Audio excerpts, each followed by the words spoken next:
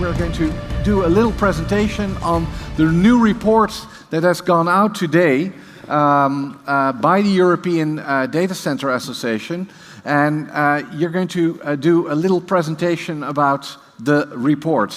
Can you tell us a little bit about it? Yeah, sure. Thank you very much. I think we have a couple slides. So by the way, this is following on from Kevin, and a lot of what we're saying is very similar to that. I think I'm pressing a button. Here we go. So we're publishing our second annual data center, State of the Data Center Market Report in Europe. It focuses primarily on the growth sectors where we see growth happening. However, there's some really exciting information under the socioeconomic and environmental sections, which we have been building out and will continue to develop. So just one thing that we're showing to European commissioners, which they love, is our industry represents over 300,000 jobs between now and 2030. These are high-paying, technically trained jobs. So as AI displaces workers, our industry is saying, bring them on, we want them. This is an exciting statement to make, and we can make this to our local planning officials as well. We even have a member who worked with a local energy company to help them release 600 megawatts of energy capacity.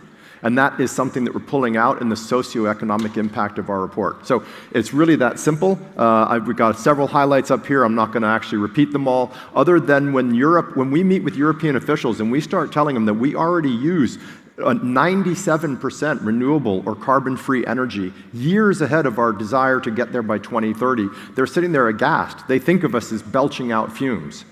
And so they're very surprised. And when they engage us on water resource, we're saying, that's all right, we already got it. We already set up in the Climate Neutral Data Center Pact a target.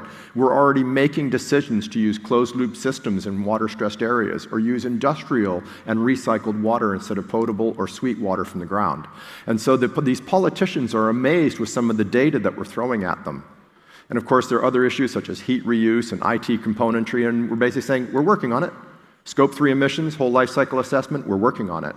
We're way ahead of so many other industries, and I think they're mildly impressed with the fact that we don't come to Brussels barking at how we can't do any more. They're saying, oh, you're actually listening to us and you're responding. So do read the report, do download it. It's free to download today from our website. We have printouts, but reality is we've only got 10 of these worldwide, so just download the PDF file. So there's the link if you want to download that now. And really happy to talk to anybody about the data. I'm doing lots of interviews about it.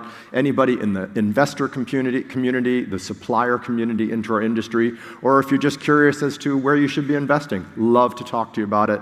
Really exciting data.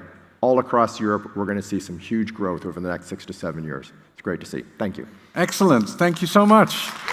And you're a true salesman, so the American spirit. Thank you so much, Michael.